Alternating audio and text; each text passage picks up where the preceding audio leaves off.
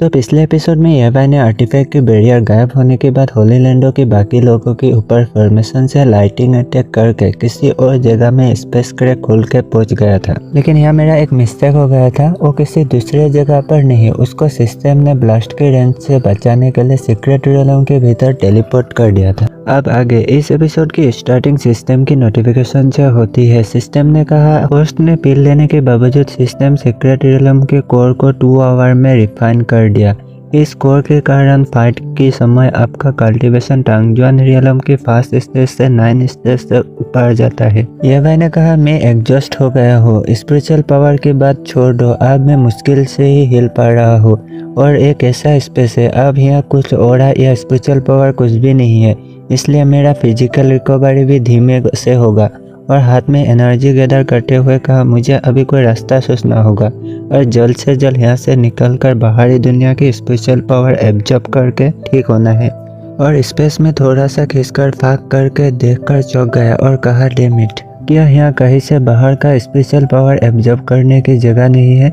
ये secret space इतना clear है कि यहाँ स्पेस रेगुलेशन में भी मौजूद है, लेकिन अब यहाँ तो ऑरा नहीं है। अब मैं सिर्फ स्पेशल स्टोन पर ही भरोसा करके धीरे धीरे ठीक हो सकता हूँ। और स्पिरिट स्टोन निकालकर मेडिटेशन करने लगा। अब सीन एक दिन बाद बाहर की दुनिया की तरफ शिफ्ट होता है, एक फ्लाइंग बोट की तरफ। दूसरी तरफ फ्लाइंग बोट को देखकर टाइवाई ने कहा क्या मास्टर वो सचमुच वापस आ गए हैं? पू ने हैरान होकर कहा यह ठीक नहीं है, फॉरेस्ट ऑफ सीक्रेट रियलम खुलने के बाद से 8 डेज से बीता है। यूनसी ने कहा हाँ, तुमने ये नहीं कहा था कि ये 10 डेज में खत्म होगा?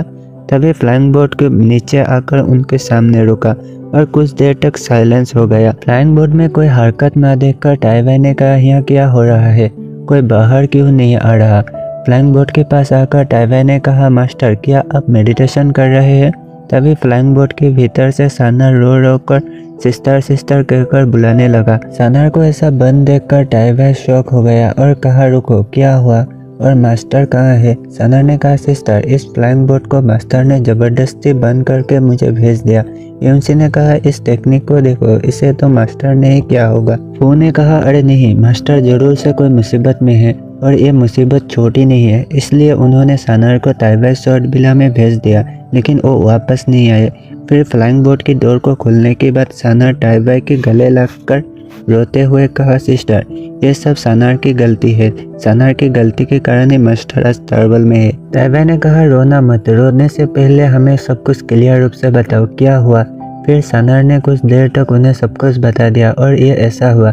सानार ने रोते हुए कहा सिस्टर ये सब सानार की गलती है, मास्टर को इसमें घसीटने की सारी गलती सानार की है। सानार की बात सुनकर टाइवाई गुस्से से पावर अप करते हुए कहा यान्सी होलीलैंड बाहर में जाओ, तीनों होलीलैंड मेरी इंतजार करो, मैं तुम सबका डिस्टर्ब करने आ रहा हूँ। मेरी मास्टर को सुनने की हिम्मत की, मेरी सिस्टर को भी सुनने की हिम्मत की। यान्सी होलीलैंड बढ़िया, बहुत बढ़िया, अब मेरा इंतजार करो रिवेंज की। और पूरा गुस्सा करके एवाई को ढूंढने के लिए आने लगे। टाइवाई ने सानार को कहा सानार जब मास्टर ने तुम्हें विदा किया था तो क्या उन्होंने कुछ और कहा था?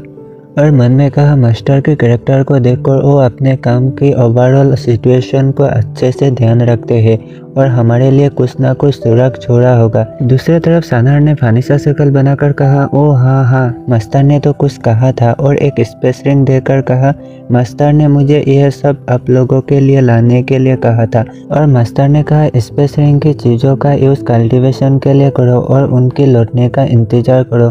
सभी डिसिप्लिन ने चौंक कर कहा क्या मास्टर ने सचमुच ऐसा कहा? सबकी शक्ल देखकर सानार ने सिर हिलाकर हामी भरा। फू ने घबराते हुए कहा सिस्टर मास्टर ने हमें कल्टीवेशन करने के लिए ये स्पेस रिंग सानार को देकर भेजा था, तो अगर हम अभी उनके पास जाए तो क्या होगा? टाइवाई ने कहा हम लगभग पहुंच ही गए हैं, अगर डांट पड़ रही है तो चलो डांट खा लेते हैं, लेकिन मास्टर की लाइफ को रिस्क में नहीं ले सकते। कुछ देर बाद सभी लोग फाइट के वहाँ आकर नज़ारा देखकर चौंक गए। टाइवाई ने कहा जाहिर है एक दिन पहले तक यहाँ सब कुछ ठीक था, लेकिन अचानक अब ऐसा क्या हो गया है? यहाँ यह मास्टर की फॉरबिडन टेक्निक ने ही ऐसा हल किया होगा। सानार ने भी ऊपर से नज़ारा देखकर कहा ओ माय गॉड, क्या इस तरह का कैजुअलिटी मास्टर की वजह से ही हुई है? ये बहुत डरावना है। यूनसी ने कहा चलो चलते हैं, मुझे ऐसा महसूस हुआ कि यहाँ आसपास कोई नहीं है। सानार ने कहा सिस्टर तो फिर क्या हम मास्टर के पास नहीं जाएंगे? अगर वो अब भी मुसीबत में रहे तो?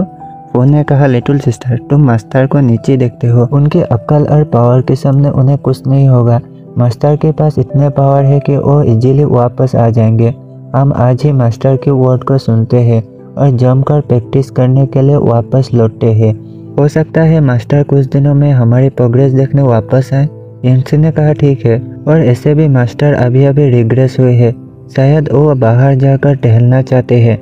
टाइवाई और सानार ने भी कहा, ठीक है, चलो चलते हैं। तभी सीन एवाई की तरफ शिफ्ट होता है। एवाई एनर्जी क्रिस्टल को लेकर मेडिटेशन करते हुए कहा, पिछले कुछ दिनों में टियानजी होलीलैंड की हाफ एम्पायर की स्पेस रिंग में मौजूद सभी स्पिरिट स्टोन खत्म हो चुका है, लेकिन बॉडी की इनर इंजरी सिर्फ कोशिश से ठीक हुई है। ऐसा लगता है कि अब मुझे जल्द से जल्द इस सीक्रेट रियलम से बाहर निकलने का रास्ता ढूंढना होगा।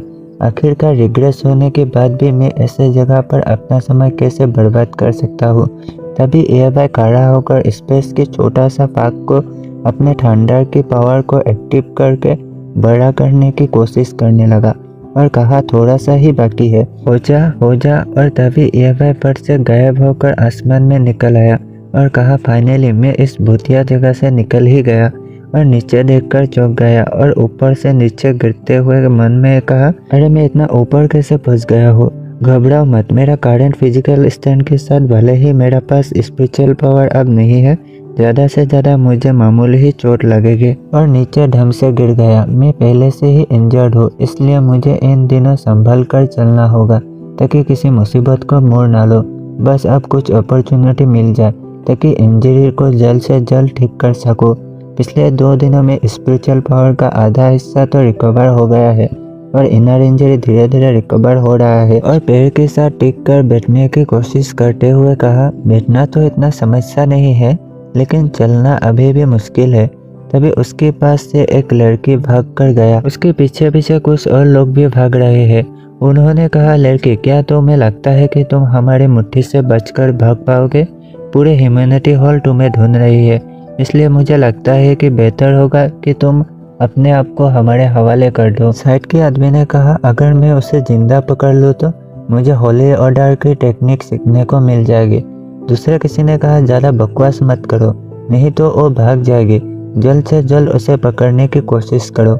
एवाई ने उनकी बातें सुनकर चौंक गया और मन में कहा, क्या ह्यूमैनिटी हॉल, क्या ये वही हो सकता है? यहाँ तक आ ही गए हो तो लाइक, कमेंट एंड सब्सक्राइब करके जाना।